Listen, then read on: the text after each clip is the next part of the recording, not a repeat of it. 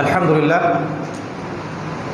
যাবতীয় প্রশংসা এবং গুণগান একমাত্র মহিয়ান ও গরিয়ান আল্লাহ সুবহানাহু ওয়া তাআলার জন্যে, যে আল্লাহ সুবহানাহু ওয়া তাআলা নাজিল করেছেন মহাবিশ্বের এই মহাবিশ্বয় মহাগ্রন্থ আল কুরআনুল কারীম এবং প্রেরণ করেছেন সর্বকালের সর্বশ্রেষ্ঠ মানব মুহাম্মদুর রাসূলুল্লাহ সাল্লাল্লাহু আলাইহি ওয়াসাল্লামকে, যিনি আজকে আমাদেরকে সুস্থ রেখেছেন, সুস্থ শরীরে মসজিদে আসার তৌফিক দান করেছেন। সবাই শুকরিয়া আদায় করি, বলি আলহামদুলিল্লাহ।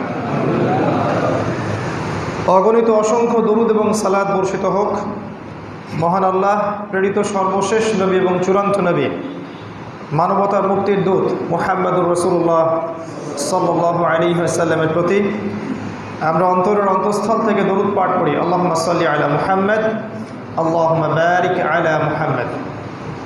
সম্মানিত উপস্থিতি, আজকে আমাদের বাদ মাগরিব এই দিনী হালাকার সংক্ষিপ্ত সময়ের মধ্যে আলোচ্য বিষয় হচ্ছে সূরাতুল হুজুরাত এর মৌলিক শিক্ষা এবং বর্তমান প্রেক্ষাপট। আল্লাহ রাব্বুল আলামিন আমাদের প্রত্যেককে আলোচনা শুনে বুঝে আমল করার তৌফিক দান করুন, আমিন। আল্লাহ পাক আমাদের প্রত্যেককে আল কুরআনুল কারীমের যাবতীয় হকসমূহ আদায় করার তৌফিক দান করুন, আমিন। আপনারা জানেন আমরা একটা বৈশ্বিক সমস্যার মধ্যে আছি, তাই এখানে যারা উপস্থিত আছেন আপনাদের প্রতি নির্দেশনা আছে উপর থেকে যে সোশ্যাল ডিস্টেন্স মেনটেন করে বসবেন এবং স্বাস্থ্যবিধির যে নিয়মকানুনগুলো আছে সবগুলো মেনে চলবেন। পবিত্রতা ঈমানের একটা অংশ, তো এভাবে পবিত্র থাকতে ইসলাম আমাদেরকে বাধা দেয়নি। এগুলোর সাথে ইসলামের কন্ট্রাডিকশন কিছু নাই।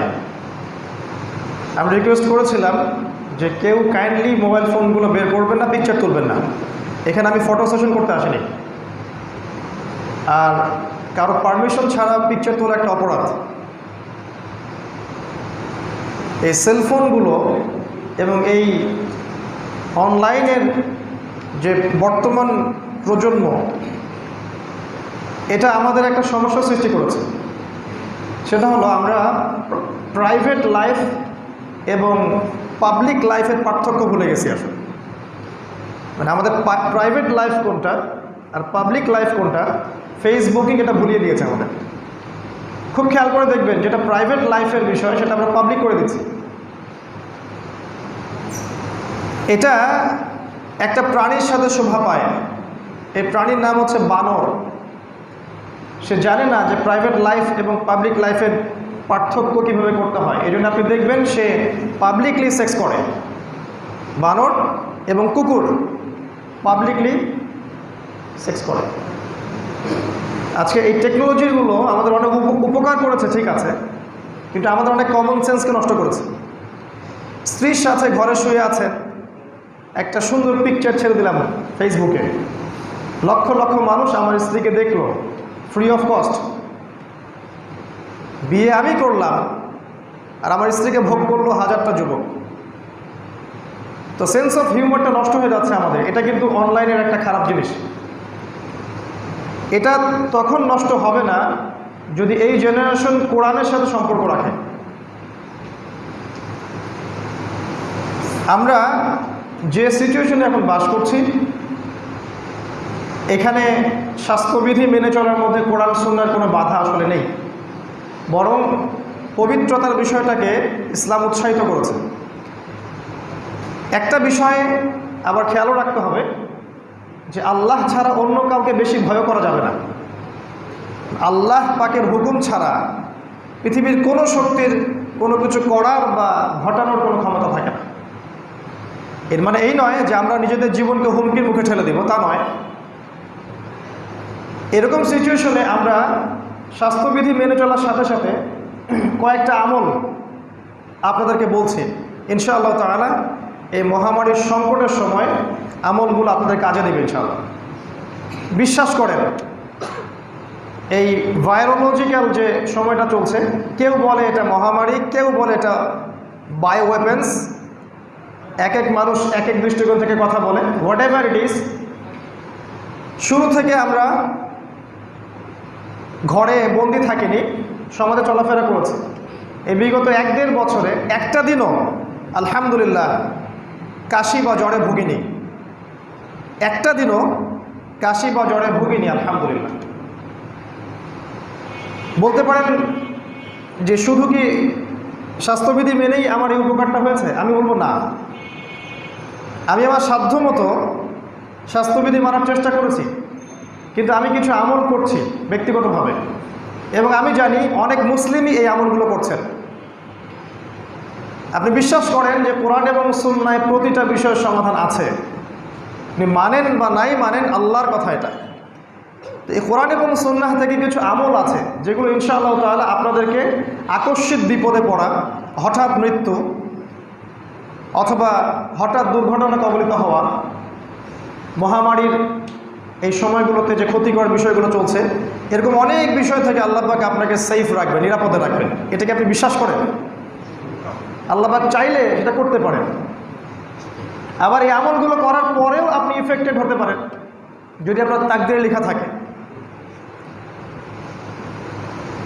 আউযু বিকালিমাতিল্লাহি তাম্মাতি মিন শাররি মা খালাক, একটা দোয়া।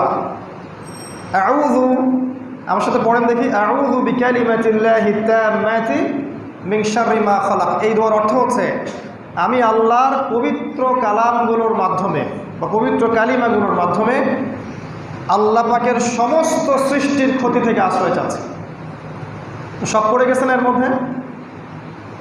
আপনি যে কোনো জায়গায় এটা পড়তে পারেন। নবী সাল্লাল্লাহু আলাইহি ওয়াসাল্লাম বলেছেন ওই জায়গা থেকে চলে যাওয়ার আগ পর্যন্ত কোনো কিছুই তার কোনো ক্ষতি করতে পারবে না ইনশাআল্লাহ। এটা সকালে 3 বার, বিকালে বা সন্ধ্যায় 3 বার অ্যাটলিস্ট। এছাড়া আপনি সবসময় পড়তে পারেন, কোনো সমস্যা নেই। এটা খুবই স্ট্রং একটা দোয়া। আরেকটা হচ্ছে বিসমিল্লাহিল্লাযী লা ইয়াদুররু মা'a ইসমিহি শাইউন ফিল আরদি ওয়ালা ফিস সামা ওয়া হুয়াস সামিউল আলিম। বিসমিল্লাহিল্লাযী, আমি আল্লাহর নাম নিচ্ছি, যার নাম নিলে লা ইয়াদুররু, কোনো ক্ষতি করতে পারে না, শাইউন ফিল আরদি ওয়ালা ফিস সামা, এই জমিনের কোনো কিছু বা আসমানের কোনো কিছু, ওয়া হুয়াস সামিউল আলিম, তিনি সব কিছু শোনেন এবং সব কিছু জানেন। সকালে সন্ধ্যায় 3 বার 3 বার। এছাড়া সূরাতুল ফালাক, সূরাতুন নাস, সূরাতুল ইখলাস সকালে এবং সন্ধ্যায় 3 করে। এছাড়া আয়াতুল কুরসি প্রত্যেক ফরজ নামাজের পরে 1 বার করে, এবং ঘুমানোর সময়, ঘুমানোর আগে 1 বার। এছাড়া হচ্ছে সূরাতুল বাকারা এর শেষের 3টা আয়াত, লিল্লাহি মা ফিস সামাওয়াতি ওয়া মা ফিল আরদ, এখান থেকে ফানসুরনা আলাল কওমিল কাফিরিন পর্যন্ত মিনিমাম রাতের বেলা 1 বার। এগুলো কমন, এগুলো সবাই জানে। একটা বইয়ের নাম বলছি, হিসনুল মুসলিম। হিসনুল মুসলিম, এই বইয়ের মধ্যে সব দোয়াগুলো দেয়া আছে। এই দোয়াগুলো স্পেশালি আপনাকে এই ধরনের ক্ষতি থেকে বাঁচাবে ইনশাআল্লাহ। আরেকটা স্পেশাল আমল, এটা কোরআন এবং সুন্নায় সরাসরি দেয়া নাই, এটা সম্পূর্ণ আমার ইজতেহাদ। ইজতেহাদ মানে গবেষণা। গবেষণার একটা দলিল আছে। আল্লাহর রাসূল সাল্লাল্লাহু আলাইহি ওয়াসাল্লাম বলেছেন কিয়ামতের আগে মাসিহুদ দাজ্জালের ফিতনার চেয়ে বড় কোনো ফিতনা আসবে না। নবীজি বলেছেন সাল্লাল্লাহু আলাইহি ওয়াসাল্লাম, নবীর নাম শুনে দরুদটা পড়বো ইনশাআল্লাহ। নবী সাল্লাল্লাহু আলাইহি ওয়াসাল্লাম বলেছেন যে কিয়ামতের আগ পর্যন্ত মাসিহুদ দাজ্জালের চেয়ে বড় কোনো ফিতনা আসবে না। এটা এত বড় ফিতনা যে প্রত্যেক নবী তার কওমকে এই দাজ্জাল সম্পর্কে সতর্ক করেছিলেন। এমনকি নূহ আলাইহিস সালাম পর্যন্ত তার সম্প্রদায়কে দাজ্জাল সম্পর্কে সতর্ক করেছিলেন। কিন্তু আমি তোমাদেরকে একটা আমল শিখিয়ে দিচ্ছি, এই আমলটা করলে দাজ্জাল যদি বেরো হয় ওই ব্যক্তির কোনো ক্ষতি করতে পারবে না ইনশাআল্লাহ। সেটা হলো সূরাতুল কাহফ এর প্রথম 10টা আয়াত, কোনো বর্ণনা আছে শেষের 10টা আয়াত, আবার কোনো বর্ণনা আছে প্রথম 3টা আয়াত। তো সবচেয়ে সেফ হচ্ছে প্রথম 10 শেষের 10, 20টা আয়াত। এই 20টা আয়াত যদি আপনি মুখস্থ করেন ইনশাআল্লাহ তাআলা আপনার জীবদ্দশায় যদি মাসিহুদ দাজ্জাল মানুষের রূপে বের হয় ইনশাআল্লাহ আপনার কোনো ক্ষতি করতে পারবে না। এছাড়া কোনো উপায় নাই, দাজ্জাল থেকে বাঁচার অন্য কোনো উপায় বলে যাওয়া হয়নি। আর এটা এমন বড় একটা ফিতনা যেখান থেকে খুব কম মানুষই বাঁচতে পারবে। এর চেয়ে ভয়ঙ্কর কোনো ফিতনা পৃথিবীতে কখনো ছিলও না, আসবেও না।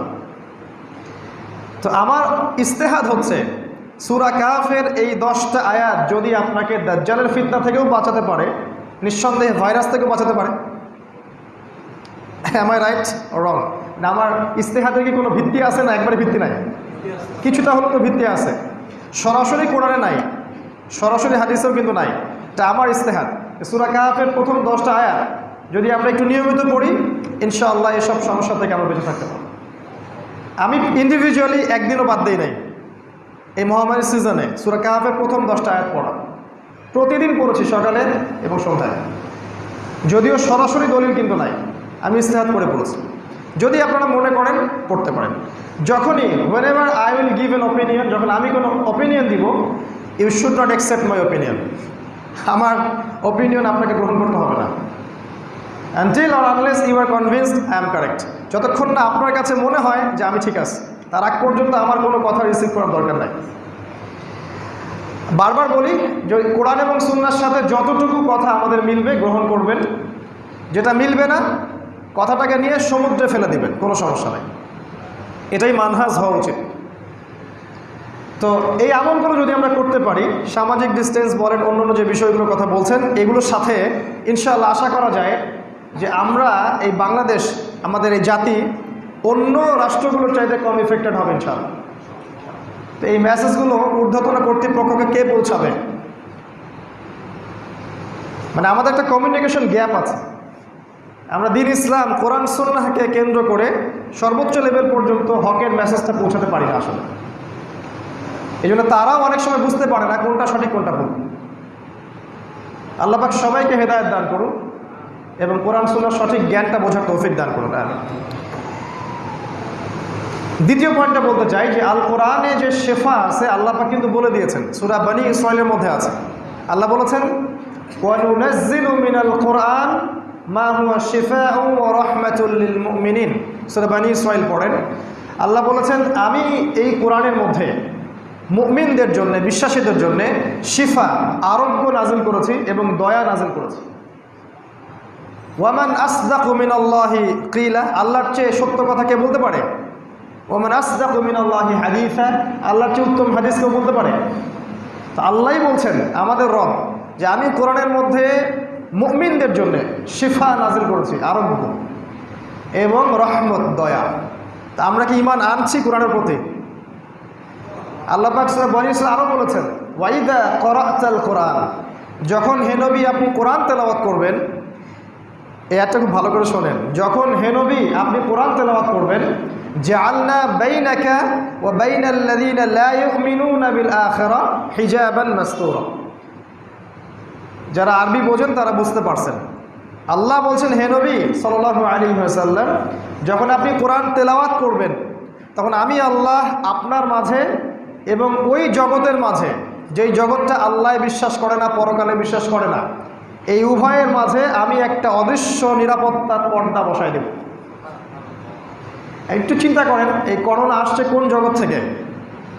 এমন ওয়ার্ল্ড থেকে আসছে যেই ওয়ার্ল্ড আল্লাহ বিশ্বাস করে না, পরকালে বিশ্বাস করে না। এই জন্য আমি বলছি আমার ইস্তেহাদ, যদি আপনি নিয়মিত কোরআন তেলাওয়াত করেন, আমরা করতে পারি নিয়মিত, কোরআন আপনাকে এই ক্ষতি থেকে বাঁচাবে ইনশাআল্লাহ। এই ইয়াকিন, বিশ্বাসটা দেখা উচিত। আমাদের উচিত ছিল আমরা যেভাবে প্রচার করছি ডিস্টেন্স, সোশ্যাল ডিস্টেন্স, সামাজিক এটা সেটা, এর সাথে ইসলামিক মোটিভেশনটা দেয়া। এই দোয়াগুলো পড়েন, কোরআন তেলাওয়াত করেন, নামাজ পড়েন, ওযু করেন, দেখতেন আমরা অনেক সেফ থাকতাম। আমার কথা কি পয়েন্ট আছে না পয়েন্ট নাই? রাগ করতেছেন নাকি? রাগ করেন না। এবার আসেন আমাদের টপিকে। আমি বলছি কোরআনের উপরে একজন মুসলিমের কয়েকটা হক থাকে, খুব শর্ট করে বলছি। 1 নাম্বার, একজন মুসলিমকে অবশ্যই কোরআন বিশুদ্ধ করে তেলাওয়াত করা শিখতে হবে। এই তেলাওয়াত শেখার জন্য আপনার যত পরিশ্রম করা উচিত। আমার মনে হয় 3 মাস সময় লাগবে যদি আপনি বিশুদ্ধ তেলাওয়াত শিখতে চান। শয়তান আপনাকে বাধা দিবে, শয়তান আপনাকে বোঝাবে যে আপনি অনেক জানেন, জানার দরকার নাই। শয়তান এসে বলবে আমার দ্বারা হবে না, আমি পারবো না। আর শয়তান এসে বুঝাবে যে অনেক সময় এখনো বাকি আছে, পরে শিখে নেব। এই 3টা শয়তানের মেজর অস্ত্র। কোরআন তেলাওয়াত করা শিখুন, নিয়াত করেন আগামী রমজান আসার আগেই কোরআন তেলাওয়াত করা শিখে ফেলবো ইনশাআল্লাহ। পারবো না? ইনশাআল্লাহ। 2 নম্বর হক হচ্ছে কোরআনের শুধু তেলাওয়াত শিখলেই হবে না, কিছু অংশ মুখস্থ করা উচিত। একটা সূরা বা একটা পারা বা 2 পারা, 3 পারা, 4 পারা, যতটুকু আপনি পারেন, আপনার একটা মিনিমাম কোরআনের একটা অংশ আপনার হিফজ থাকা উচিত। এটা কোরআনের একটা হক। আমরা পারবো না ইনশাল্লাহ? এই যে আপনি 20 বছর পড়াশোনা করেছেন, আমার তো মনে হয় আপনি 2000 কিতাব পড়ছেন, আরও বেশি মেবি। যারা মেডিকেল সায়েন্সে পড়ে কত কঠিন কঠিন বই পড়ে, ইঞ্জিনিয়ারিং যারা পড়ছেন কত কঠিন ফিজিক্সের হিসাব করছেন, যারা ফিলোসফিতে পড়েছেন তাদের মাথা তো আউলা ঝাউলা, যারা ইকোনমিক্স পড়ছেন কত কঠিন সাবজেক্ট, তাই না? বিসিএস কোচিং করছেন, কত পরিশ্রম করছেন। কোরআনের এক পারা মুখস্থ করা যাবে না ইনশাল্লাহ? ডেইলি একটা আয়াত, সারাদিন আপনি আজকে আওড়াইলেন, ধরেন সারাদিন ইয়া আইয়ুহান নাস ইন্না খালাকনাকুম মিন যাকারি ওয়া উনসা ওয়া জাআলনাকুম শুউবান ওয়া ক্বাবাইলা লিতাআরাফু ইন্না আকরামাকুম ইনদাল্লাহি আতকাকুম ইন্নাল্লাহা আলিমুন খাবীর। একটা আয়াত সারাদিন পড়লেন, মুখস্থ হবে না? এত বড় আয়াত পড়েন না, সারাদিন পড়লেন ওয়ান নাজমি ইযা হাওয়া ওয়ান নাজমি ইযা হাওয়া, পারবেন না? আর রহমান আল্লামাল কোরআন খালাকাল ইনসানা আল্লামাহুল বায়ান, 4টা আয়াত সারাদিন পড়া যাবে না? তাহলে আমাদের সমস্যাটা কোথায়? শয়তানের ওয়াসওয়াসা, আমাদের অলসতা আর ইচ্ছার দুর্বলতা, এই তো, আর কিছু না। আল্লাহ পাক সবাইকে কোরআন হিফজ করার তৌফিক দান করুন, আমিন। হাফেজে কোরআনদেরকে কিয়ামতের মাঠে তোলা হবে এবং বলা হবে যে তুমি কোরআন তিলাওয়াত করতে থাকো এবং জান্নাতে তোমার মর্যাদার দিকে উঠতে থাকো। একটা হাদিসে আমি পড়েছিলাম, হাদিসের সনদটা আমি এখন বলতে পারছি না কতটুকু বিশুদ্ধ, যে একজন আহলে কোরআন মানুষ, যে কোরআনওয়ালা মানুষ, কোরআন পড়েছে, শিখিয়েছে, কোরআন চর্চা করেছে, কোরআনের আমল করেছে, হিফজ করেছে, এই মানুষের পিতা মাতাকে পর্যন্ত সম্মানের মুকুট পরানো হবে। এই মানুষটার পিতা মাতাকে সম্মানের মুকুট পরানো হবে স্পেশালি। তাহলে ওই ব্যক্তির কী ফজিলত সেটা চিন্তা করে নেন। আজকে তো আমরা চাই আমাদের বাচ্চা কাচ্চারা অনেক বড় চাকরি করুক, সরকারি জব করুক, বিসিএস ক্যাডার হোক। এটা করার পরেও কি আল্লাহ পাক আমার মাথায় ওই তাজটা পরাবেন? কোনো গ্যারেন্টি নাই। কিন্তু আমি যদি আমার সন্তানকে কোরআনওয়ালা বানাতাম, আল্লাহ পাক আমার মাথায় কিয়ামতের মাঠে সম্মানের তাজ পরাতেন। ওই দিন যে সম্মানিত হবে সে যে কত সৌভাগ্যবান, আর ওই দিন যে দুর্ভাগা হবে সে যে কত দুর্ভাগ্যবান, এটা ওই দিন না আসলে আমরা বুঝতে পারবো না। আল্লাহ পাক আমাদের প্রত্যেককে ওই দিন সম্মানিত হওয়ার তৌফিক দান করুন, আমিন। 3 নম্বর হচ্ছে অবশ্যই কোরআনের অর্থ বুঝতে হবে। শুধু তিলাওয়াত করা শিখলাম আর হিফজ করলাম তোতা পাখির মতো, তারাবির নামাজে 4G 5G স্পিডে কোরআন পড়লাম, মুসল্লিও বুঝলো না কি পড়লাম, ইমামও বুঝলো না কি পড়লাম, এরকম করলে সমস্যা আছে। কোরআনের অর্থটা বোঝার চেষ্টা করা উচিত। এর জন্য কি করতে হয়? এর জন্য কোরআনের কিছু গ্রামার শিখতে হয়, আরবি ভাষা শিখতে হয়, আরবি ব্যাকরণ শিখতে হয়। এতটুকু যদি আপনি করেন, পাশাপাশি তাফসীরের বইগুলো পড়েন, যেমন মাআরিফুল কোরআন, জালালাইন বা ইবনে কাসির, ইনশাল্লাহ আপনি কোরআনের একটা মৌলিক মেসেজ পাবেন ইনশাআল্লাহ। আমি বলছি না আপনি মুফতি হয়ে যাবেন, মুহাদ্দিস হয়ে যাবেন, তাফসীর করবেন, এমন না, কিন্তু মৌলিক মেসেজটা আপনি পেয়ে যাবেন ইনশাআল্লাহ। 4 নম্বর, কোরআনের আদেশগুলো মেনে চলা। কোরআনের যে আদেশগুলো আছে এগুলো মেনে চলার চেষ্টা করা, যেমন সালাত, যাকাত, সাওম, হজ, সত্য কথা বলা, পিতামাতার খেদমত করা, যত আদেশ আছে আল্লাহর সাথে শিরিক না করা, এগুলো মেনে চলা উচিত। তারপরে 5 নম্বর হচ্ছে নিষেধ বর্জন করা। কোরআনের আদেশ মানার সাথে সাথে নিষেধগুলোকেও বর্জন করতে হবে বা করা উচিত।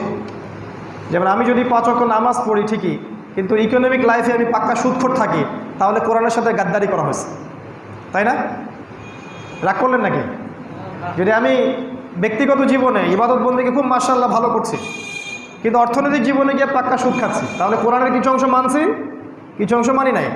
আর এই সুদের বিরুদ্ধে আল্লাহ পাক কি বলেছেন? যে আমি এর বিরুদ্ধে যুদ্ধ ঘোষণা করলাম। আল্লাহ যার বিরুদ্ধে যুদ্ধ ঘোষণা করলেন সে কি জান্নাতে যাবে? কোরআন পড়ার পরেও যদি একটা যুবক ছেলে মাদকদ্রব্য সেবন করে, তাহলে কিছু কোরআন মানলো, কিছু মানলো না, এদেরকে যন্ত্রণাদায়ক শাস্তি দেওয়া হবে। আল্লাহ পাক বলেছেন সূরা বাকারার 85 এবং 86 নম্বর আয়াতে, পড়ে দেখবেন। আল্লাহ বলেছেন আফাতুমিনুনা বিবাদিল কিতাব ওয়া তাকফুরুনা বিবাদ, তবে কি তোমরা কোরআনের কিছু অংশকে মানো আর কিছু অংশকে মানো না? ফামান ইয়াফআলু যালিক ফামা জাযাউ মান ইয়াফআলু যালিকা ইল্লা খিজিয়ুন ফিল হায়াতিদ দুনিয়া। এরকম কাজ যারা করবে কোরআনের কিছু অংশকে মানে, কিছু অংশকে মানে না। আল্লাহ বলছেন এই পৃথিবীতেই আমি ওদেরকে লাঞ্ছিত করে দেব। নাউজুবিল্লাহ, সুবহানাল্লাহ বলতে হয় না, নাউজুবিল্লাহ বলতে হয়।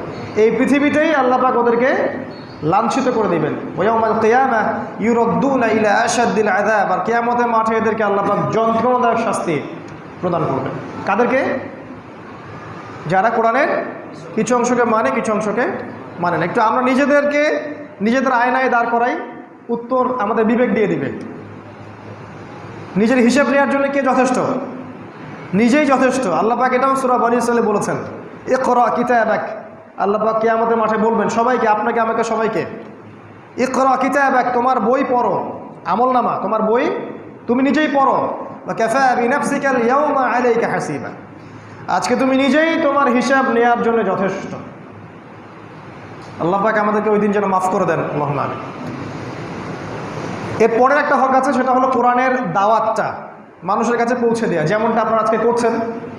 এটা একটা হক আদায় হলো। এই দাওয়াতটা পৌঁছে দেওয়ার জন্য কোনো সেক্টেরিয়াল ডিভিশন দরকার নাই। আমরা সবাই মুসলিম, সবাই আল্লাহর বান্দা, আমরা ওয়ান উম্মাহ। মসজিদ ভিত্তিক হোক, প্রতিষ্ঠানের উদ্যোগে হোক, সোশ্যালি হোক, যেভাবে হোক কোরআনের মেসেজটাকে আপনাকে পৌঁছে দেওয়া উচিত। যদি আপনার কাছে পলিটিক্যাল পাওয়ার থাকে, উচিত হবে সেটা দিয়ে জনগণের মাঝখানে কোরআনের দাওয়াতটা পৌঁছে দেওয়া। এতে আপনার লাভ ছাড়া কোনো ক্ষতি নাই। মানুষ যত কোরআনের কাছে আসবে তত সে নিয়মতান্ত্রিক জীবনযাপন করবে এবং সে ইনশাল্লাহ বিপথে যাবে না ইনশাআল্লাহ। তা আরেকটা হক হচ্ছে কোরআনের কিছু লস এবং ফান্ডামেন্টাল আছে, বিধান, এগুলিকে এস্টাবলিশ করার চেষ্টা চালু করা। যেমনটা করবেন ঈসা আলাইহিস সালাম, যেমনটা করবেন ইমামুল মাহদী। তারা যখন পৃথিবীতে আসবেন, এবং তারা অচিরেই আসবেন, কত বছর পর আল্লাহ ভালো জানেন। তারা যখন আসবেন, তারা এই জেরুজালেম থেকে, যেই জেরুজালেম ইসরায়েল দখল করে রাখছে আমাদের জায়গা, সেখানে তারা ইসলামিক খেলাফা বাস্তবায়ন করবেন এবং সেখান থেকে তারা সারা বিশ্বে ইসলামিক খেলাফা ছড়িয়ে দিবেন। এটা কুদিয়াল আমর, লেখা হয়ে গেছে। মানে আপনার ইউনাইটেড নেশনস, আপনার ন্যাটোগুলো কিছু করতে পারবেন। এটা লেখা হয়ে গেছে আল্লাহর কাছে, আল্লাহ পাক লিখে ফেলছেন এটা, এবং রাসূলুল্লাহ সাল্লাল্লাহু আলাইহি ওয়াসাল্লাম জানিয়ে দিয়ে গেছেন যেটা হতে যাচ্ছে, সময়ের ব্যাপার মাত্র, তখন তারা সারা ওয়ার্ল্ড ওয়াইড এটা ছড়িয়ে দিবে। এটাও কোরআনের হক। আমরা কোরআনের সূরাগুলোর দিকে যদি তাকাই, আমরা দেখব প্রত্যেকটা সূরার আলাদা আলাদা বৈশিষ্ট্য আছে, তাই না? সূরা ফাতিহা একটা সূচনা, আপনার সূরা বাকারা এখানে অনেক বিধিবিধান আছে। সূরা আলী ইমরানে আলী ইমরান পরিবারের কথা আছে। সূরা মারিয়ামের মধ্যে মারিয়াম আলাইহিস সালামের কথা আছে না? সূরা ইব্রাহিম, সেখানে ইব্রাহিম আলাইহিস সালামের কথাগুলো আছে।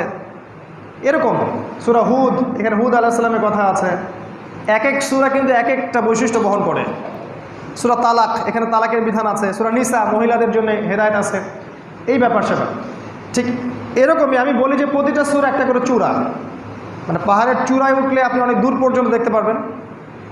এক একটা সূরার ভিতরে ঢুকে গেলে আপনি ওই বিষয়ের অনেক দূর পর্যন্ত জ্ঞান পাবেন ইনশাআল্লাহ। তো সূরা হুজুরাত, যেটা আমাদের আজকের সূরা, এই সূরার মূল বৈশিষ্ট্য হচ্ছে এটা মুসলিম ভ্রাতৃত্বের সূরা। এই সূরাটা হচ্ছে একটা আদর্শ সমাজ গঠনের সূরা। এখানে এত চমৎকার কিছু হেদায়েত আছে। এই হেদায়েতগুলো যদি আমরা বেশি না 10% পালন করতে পারি, আমার মনে হয় এমন কোনো সমাজ থাকবে না যেটা শান্তিতে কানায় কানায় পূর্ণ থাকবে না। আর রাসূলুল্লাহ সাল্লাল্লাহু আলাইহি ওয়াসাল্লাম এবং সাহাবায়ে কেরাম রাদিয়াল্লাহু আনহুম এই সূরার প্রতিটা অক্ষরের উপর আমল করেছিলেন। এর ফলেই আপনি দেখবেন মদিনা শহরটা দেখেন, ওই যে মদিনা, নবীর মদিনা, মক্কা বিজয়ের পর মক্কার অবস্থা দেখেন। মক্কায় কোনো শিরক আছে? ইসলামের বিজয়ের পরের কথা বলছি। মক্কায় কোনো শিরক ছিল? কোনো সুদ ছিল? কোনো জেনা, কোনো ব্যভিচার, কোনো মারামারি, কোনো হানাহানি, কাটাকাটি, কোনো নারীর অবমাননা কিছু ছিল না। এটা হয়েছে মূলত এই কোরআনিক আমলের কারণে। আমরা প্রথমে সূরাটার অনুবাদটা আপনাদেরকে বলবো আয়াত বাই আয়াত, এবং আয়াতগুলো থেকে খুব সংক্ষিপ্ত কিছু মৌলিক শিক্ষা আমরা আলোচনা করব বাকি সময়টুকুতে ইনশাআল্লাহ। একটু মনোযোগ দিয়ে আপনারা বসেন। আল্লাহ পাক এই সূরার মধ্যে বলেছেন প্রথম আয়াতে, সূরাতুল হুজুরাত, সূরা নাম্বার 49।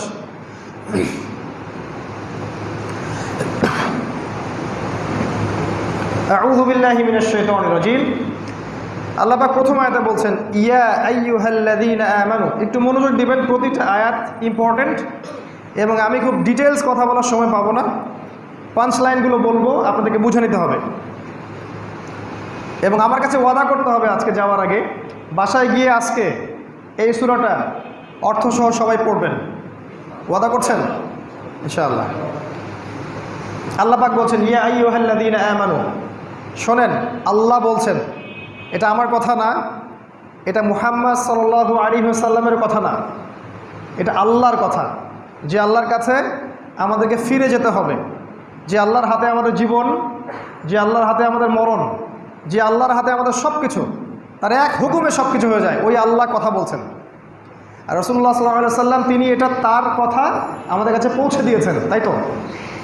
আল্লাহ বলছেন, ইয়া আইয়ুহাল্লাযীনা আমানু, হে মুমিনগণ, তোমরা যারা ঈমান এনেছো, ঈমানদারদেরকে আল্লাহ পাক বলছেন, কি বলছেন? লা তুকদ্দিমু, তোমরা অগ্রগামী হইও না, আগ বেরো না, বাইনা ইয়াদাইল্লাহি ওয়া রাসূলিহি, আল্লাহ এবং তার রাসূলের সামনে। হে মুমিনগণ, তোমরা আল্লাহ এবং তার রাসূলের সামনে অগ্রগামী হইও না, আগ বেরো না। ওয়াত্তাকুল্লাহ, আল্লাহকে তোমরা ভয় করো। ইন্নাল্লাহা সামিউন আলিম, নিশ্চয় আল্লাহ পাক প্রত্যেকটা বিষয় শোনেন এবং জানেন। কোরআনের কথাগুলো স্পষ্ট না? কয়েকটা পয়েন্ট আল্লাহ বলেছেন, হে ঈমানদারগণ। কারা ঈমানদার? ঈমানদারের সংজ্ঞা জানতে হলে আপনাকে হাদিসে জিবরিল যেতে হবে। হাদিসে জিবরিল মানে হচ্ছে জিবরাইল আলাইহিস সালাম ইতিহাসে, হিউম্যান হিস্ট্রিতে মাত্র একবার মানুষের রূপ ধরে পাবলিক প্লেসে এসেছিলেন। যখন নবী সাল্লাল্লাহু আলাইহি ওয়াসাল্লাম মসজিদে বসেছিলেন আর সাহাবীরা এভাবে তাকে ঘিরে ধরেছিলেন, এরকম একটা সময় জিবরাইল আলাইহিস সালাম মানুষের রূপ ধরে মসজিদে এসেছেন। সহিহ মুসলিমের 9 নম্বর হাদিস, মিশকাতের 2 নম্বর মেবি হাদিসটা। তিনি আসলেন, এসে রাসূলের এই হাঁটুর সাথে হাঁটু লাগিয়ে দিয়ে বসলেন, আর সবাই অবাক হয়ে তাকায় আছে তার দিকে, যে এটা আবার কোন মানুষ, ধবধবা সাদা পোশাক, কালো চুল, মাশাআল্লাহ খুব হ্যান্ডসাম, এবং তাকে দেখে মনে হচ্ছে না যে তিনি সফর করে আসছেন, মনে হচ্ছে আকাশ থেকে টুপ করে পড়লো মানুষটা। তো সবাই অবজার্ভ করছে, তিনি আসলেন, বসলেন, এসে বললেন নবীকে, ইয়া মুহাম্মদ, হে মুহাম্মদ সাল্লাল্লাহু আলাইহি ওয়াসাল্লাম, আখবিরনি আনিল ইসলাম, আমাকে ইসলাম সম্পর্কে বলেন। তো নবী সাল্লাল্লাহু আলাইহি ওয়াসাল্লাম বললেন, ইসলাম হচ্ছে আল্লাহ ছাড়া কারো ইবাদত করবে না, মানে সাক্ষ্য দিবে যে আল্লাহ ছাড়া কোনো ইলাহ নেই এবং আমি হচ্ছি আল্লাহর রাসূল, সালাত কায়েম করবে, যাকাত দিবে, তারপর কি সামর্থ্য থাকলে হজ করবে এবং রমাদান মাসে সওম রাখবে। তো এই সংজ্ঞাটা শুনে সে বলছে, সাদাক্ত, আপনি সত্য বলেছেন। তো সাহাবীরা অবাক হয়ে গেলেন, যে প্রশ্ন করছে সে আবার সত্যায়নও করছে। আবার দ্বিতীয় প্রশ্ন করলেন, আখবিরনি আনিল ঈমান, ঈমান কাকে বলে আমাকে বলেন, যেটা আমাদের টপিক, ঈমান কাকে বলে। তো নবীজি বলেন, আল ঈমান, ঈমান হচ্ছে আন তুমিনা বিল্লাহ, তুমি বিশ্বাস করবে এক আল্লাহর প্রতি, ওয়া মালাইকাতিহি, তার ফেরেশতাগণের প্রতি, ওয়া কুতুবিহি, তার কিতাবসমূহের প্রতি, ওয়া রুসুলিহি, তার রাসূলগণের প্রতি, ওয়াল ইয়াউমিল আখির, পরকালের জীবনের প্রতি, এবং 6 নম্বর হচ্ছে ওয়াল কদরি খায়রিহি ওয়া শাররিহি, তাকদীরের ভালো এবং মন্দের প্রতি। এই 6টা বিষয়ের প্রতি তুমি বিশ্বাস করবে, তখন তুমি মুমিন। ঈমানের ডেফিনেশন জানতে পারলাম আমরা। তো উনি আবার বলছেন, সাদাক্ত, সত্য বলেছেন আপনি। এরপরে তিনি আবার প্রশ্ন করলেন যে আখবিরনি আনিল ইহসান, আমাকে ইহসান সম্পর্কে বলেন, ইহসান কি জিনিস। নবীজি বলেন, আল ইহসান হচ্ছে আন তা'বুদাল্লাহা কাআন্নাকা তারাহ ওয়া ইল্লাম তাকুন তারাহ ফাইন্নাহু ইয়ারাক। ইহসান হচ্ছে তুমি এমনভাবে আল্লাহর ইবাদত করবে যেন তুমি আল্লাহকে সচক্ষে দেখছো, আর যদি তুমি আল্লাহকে দেখতে না পাও তাহলে বুঝে নিবে আল্লাহ তোমাকে ঠিকই দেখছেন। এই কনসিয়াসনেসের নাম হচ্ছে ইহসান। সে বলল, সাদাক্ত, আপনি সত্য বলেছেন। 4 নম্বর প্রশ্ন তিনি আবার করলেন যে কিয়ামত কবে হবে, কিয়ামত কবে হবে, মানে দিনের মৌলিক বিষয়গুলোর মধ্যে শেষ জামানার জ্ঞান অর্জন করাটাও দরকার আছে, তাই না? প্রশ্ন, কিয়ামত কবে হবে। নবীজি বলছেন, মাল মাসউলু আনহা বিআ'লামা মিনাস সাইল, প্রশ্নকারীর চেয়ে উত্তরদাতা বেশি জানে না, মানে কবে কিয়ামত হবে আমরা তো কেউ জানি না। তারপর তিনি আবার 5 নম্বর প্রশ্ন করছেন যে আখবিরনি আন আমারাতিহা, কিছু এই যে আলামত বলে দেন দেখি। তো নবীজি বললেন, 2টা আলামত বললেন। একটা হচ্ছে ওয়ান তারাল হুফাতাল আওরাতাল আলাতা রিয়াশা ইয়াতাতাওয়ালুনা ফিল বুনিয়ান, যখন তুমি দেখবে সমাজের সবচেয়ে দরিদ্র, হতদরিদ্র, রাখাল টাইপের মানুষ, গায়ে জামা নাই, পায়ে স্যান্ডেল নাই, এরা উঁচু উঁচু বিল্ডিং নির্মাণের প্রতিযোগিতা করছে, তখন তুমি কিয়ামতের অপেক্ষা করো। আপনি কি এই দৃশ্যগুলো দেখতে পান এখন? আজকে থেকে 100 বছর আগে পেতেন? তারপরে কিছু মানুষের মনে হয় কিয়ামত আসতে এখন লক্ষাধিক বছর বাকি আছে। লেট দেম স্লিপ, ওদেরকে ঘুমাতে দেন। We are not sleeping anymore, আমরা ঘুমাচ্ছি না এখন আর। তারপরে নবীজি আরেকটা আলামত বললেন যে ওয়ান তালিদাল আমাতু রাব্বাতুহা, যখন দেখবে দাসী তার মনিবকে জন্ম দিচ্ছে, দাসী তার মনিবকে জন্ম দিচ্ছে, এর ব্যাখ্যা আজকে আমাকে জিজ্ঞেস করেন না, অনেক সময় চলে যাবে। তো এই হাদিসটাকে বলা হয় হাদিসে জিবরিল। এরপরে এই ব্যক্তি উঠে চলে গেলেন, আর অনেকক্ষণ নবী সাল্লাল্লাহু আলাইহি ওয়াসাল্লাম চুপ করে বসে থাকলেন, সাহাবীরাও চুপ করে বসে থাকলেন, কোনো শব্দ নাই। এরপরে নবী সাল্লাল্লাহু আলাইহি ওয়াসাল্লাম নিজেই বলছেন, ইয়া ওমর, হে ওমর, ওমর ইবনে খাত্তাবকে, আতাদরি মানিস সাইল, তুমি কি জানো যে এই প্রশ্নকারী ব্যক্তি কে ছিল? ওমর ইবনে খাত্তাব তিনি বলছেন, আল্লাহু ওয়া রাসূলুহু আ'লাম, আল্লাহ এবং তার রাসূল ভালো জানেন। এবার নবীজি বলছেন, ইন্নাহু জিবরিল, এই ব্যক্তি ছিল কে? জিবরাইল আলাইহিস সালাম। আতাকুম ইউআল্লিমুকুম দীনাকুম, তিনি এসেছিলেন তোমাদেরকে তোমাদের দিন শেখাতে। তার মানে দিনের কয়টা প্রশ্ন করছে? বেসিক 4টা। ইসলাম কাকে বলে, ঈমান কাকে বলে, ইহসান কাকে বলে, কিয়ামত কবে হবে। তাহলে কিয়ামত কবে হবে এই সম্পর্কে কনসিয়াসনেস দিনের 25%, অ্যাটলিস্ট 25%। তো এই টপিকটা এখন বাদ। এখন শুধু ওযু গোসলের মাসআলা নিয়ে আমরা পড়ে আসি। নবীজি বললেন, আমি জানি না, প্রশ্নকারী উত্তরদাতার চেয়ে বেশি জানে না, উত্তরদাতাও প্রশ্নকারীর চেয়ে বেশি জানে না। আবার তিনি প্রশ্ন করলেন, তাহলে আলামত কয়টা বলে দেন। কিয়ামতের আলামতগুলো নিয়ে সচেতন থাকা কি খারাপ? তাহলে এই হাদিসটা নবীর জীবনের শেষের দিকে হাদিস, প্রথমের দিকের হাদিস না, তার ইন্তেকালের আগের হাদিস এগুলা। তো আমাদের টপিকটা হচ্ছে এখানে 2 নম্বর প্রশ্নটা কি ছিল? ঈমান কাকে বলে। তো আপনারা তো সংজ্ঞা বুঝতে পারছেন, 6টা পিলারে বিশ্বাস করার নাম ঈমান। একটু বলেন তো কি কি? 1 নম্বর আল্লাহর প্রতি, 2 নম্বর ফেরেশতাগণের প্রতি, 3 নম্বর আসমানি কিতাব, 4 নম্বর নবী রাসূল, 5 নম্বর পরকাল, আর 6 নম্বর তাকদীরের ভালো মন্দ। এই 6টা পিলারের প্রতি কেউ যদি মনে বিশ্বাস করে, ভালো করে শোনেন, মনে বিশ্বাস করে, মুখে স্বীকৃতি দেয় এবং কাজেও বাস্তবায়ন করে, এই ব্যক্তিকে বলা হয় প্রকৃত মুমিন। আর যারা 3টাকে অস্বীকার করে একে বলা হয় কাফের। আর যদি কেউ মনে বিশ্বাস করে না, খালি মুখে মুখে বলে, এর নাম হচ্ছে মুনাফিক। আর কেউ যদি মনে বিশ্বাস করে, মুখেও স্বীকার করে, কাজ করতে গিয়ে বারবার কবিরা গুনাহ করে, একে বলা হবে জালেম বা ফাসেক। ঠিক আছে? এই ঈমানকে কেন্দ্র করে আবার 3টা দল বের হয়ে যাবে। এক দল মনে করে খালি মনে বিশ্বাস করলেই এনাফ, কাজে বাস্তবায়নের কোনো দরকার নাই। ভালো করে বোঝেন, মনে বিশ্বাস করছি, মুখে লা ইলাহা ইল্লাল্লাহ বলছি, যথেষ্ট, কাজের কোনো প্রয়োজন নাই। এই শ্রেণীর মানুষকে বলা হয় মুরজিয়া। কি বলা হয়? মুরজিয়া, মানে শৈথিল্যবাদী। আর এখন সারা মুসলিম ওয়ার্ল্ডগুলোর মধ্যে বেশিরভাগই মুরজিয়া, সবাই শৈথিল্যবাদী। ওই যে লা ইলাহা ইল্লাল্লাহ পড়ছি, জান্নাতে চলে যাব, কাজের কোনো দরকার নাই। আরেক দল আছে যারা মনে করে যে একজন ব্যক্তি লা ইলাহা ইল্লাল্লাহ পড়েছে, মুখে স্বীকৃতি দিয়েছে, মনে বিশ্বাস করেছে, কাজ করতে গিয়ে যদি কবিরা গুনাহ করে ফেলে কাফের হয়ে গেল। কাজ করতে গিয়ে যদি কেউ কবিরা গুনাহ করে ফেলে তাহলে সে কাফের হয়ে যায়, এমনও কিছু মানুষ মনে করে। যারা মনে করে, ভালো করে বোঝেন, যারা মনে করে যে কবিরা গুনাহ করলে কোনো ব্যক্তি কাফের হয়ে যায়, এদেরকে বলা হয় খারেজি। যারা পেট্রো ডলার নিয়ে কথা বলে ওদেরকে খারেজি বলে না। যারা জায়নিস মুভমেন্টকে নিয়ে কথা বলে ওদেরকে খারেজি বলে না। যারা ওয়ান উম্মাহ কনসেপ্ট নিয়ে কথা বলে এদেরকে খারেজি বলে না। যারা ইসরায়েলের এগেনস্টে কথা বলে ওদেরকে খারেজি বলে না। যারা নির্যাতিত মুসলিম উম্মার পক্ষে কথা বলে এদেরকে খারেজি বলে না। খারেজি কাদেরকে বলে? যারা বিশ্বাস করে কবিরা গুনাহ করলে কোনো ব্যক্তি কাফের হয়ে যায়, এদেরকে খারেজি বলে। যারা ইসলামের নামে এই সকল জঙ্গিবাদ বা সন্ত্রাসবাদে জড়িয়েছে, এদের আকীদা কি জানেন? এরা বিশ্বাস করে যে কেউ কবিরা গুনাহ করলেই কাফের হয়ে যায়, এই জন্য মারা জায়েজ। এই জন্য দেখবেন মুসলিম কান্ট্রিগুলোতে এরা এভাবে বিশৃঙ্খলা সৃষ্টি করে বেড়াচ্ছে। আর ওরা মনে করে কবিরা গুনাহ করলেই কি হয়? কাফের হয়ে যায়। কেউ কাফের হয়ে গেলে তো মারা জায়েজ, ওর সেন্সে আর কি। এই বিষয়গুলো যেহেতু আমাদের সব মহলে চর্চা হয় না, এই জন্য ওরা জানে না আসলেই কারা মুরজিয়া, কারা খারেজি, কারা সন্ত্রাসী, কারা কি, বুঝতে পারে না। তো ঈমানকে কেন্দ্র করে আলোচনা, ঈমানকে কেন্দ্র করে কেউ যদি শৈথিল্যতা প্রদর্শন করে একে বলা হয় মুরজিয়া। আর চরম পন্থায় চলে যায় একে বলা হয় খারেজি। আর মধ্যম পন্থা কারা?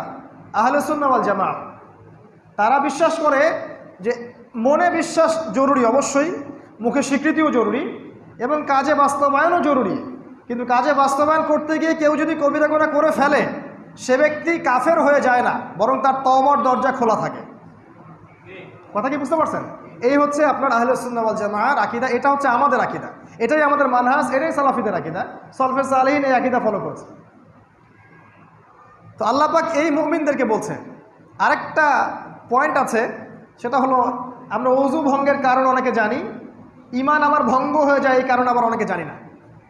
10টা কারণ আছে ঈমান ভঙ্গের, এগুলো একটু ওয়েবসাইট ঘেটে দেখে নেবেন। ঈমান ভঙ্গের 10টা কারণ। যেমন কেউ যদি শিরক করে, ঈমান ইসলাম থেকে একটু বিচ্যুত হয়ে যায়। কেউ জাদু করে, বিচ্যুত হয়ে যায়। কেউ যদি আল্লাহর রসুলের সুন্নতের চেয়ে অন্যের সুন্নতকে বেশি সুপিরিয়র মনে করে, সেও কিন্তু ওই কাটা পড়ে যায়। কেউ যদি আল্লাহ এবং তার বান্দার মাঝে মধ্যস্থতা স্থাপন করে, কাটা পড়ে যায়। এরকম আরও অনেক কারণ আছে, আজকে এত বলার সময় পাচ্ছি না। ঈমান ইসলাম ভঙ্গের 10টা কারণ আছে, আপনি দেখে নেবেন অন্য বইয়ের মধ্যে। তো এই মুমিনদেরকে আল্লাহ পাক কি বলছেন? লা তুকদ্দিমু, তোমরা আগ বেরো না। কার আগ বেরো না? বাইনা ইয়াদাল্লাহি ওয়া রাসূলি, আল্লাহ এবং তার রাসূলের আগ বেরো না। আল্লাহকে ভয় করো, আল্লাহ পাক সব কিছু শোনেন এবং জানেন। শিক্ষাটা কি তাহলে? জীবনের কোনো ক্ষেত্রেই, ইবাদত বন্দেগীর জীবন হোক, ব্যক্তিগত জীবন হোক, পারিবারিক জীবন হোক, আপনার অর্থনৈতিক জীবন হোক, বা আপনার পলিটিক্যাল লাইফ হোক, কোনো লাইফেই আল্লাহ আপনাকে নির্দেশ দিচ্ছেন যে আপনি আল্লাহ এবং তার রাসূলের আগ বাড়িয়েন না। আল্লাহ এবং তার রাসূলের যে হুকুম আহকাম আছে, এর অগ্রগামী হবেন না, একে সীমা লঙ্ঘন করেন না। তো এই কথাটা কি আল্লাহর কথা না আমরা বানালাম? এই কথাটা কি আপনি ভালোভাবে রিসিভ করবেন না খারাপভাবে নেবেন?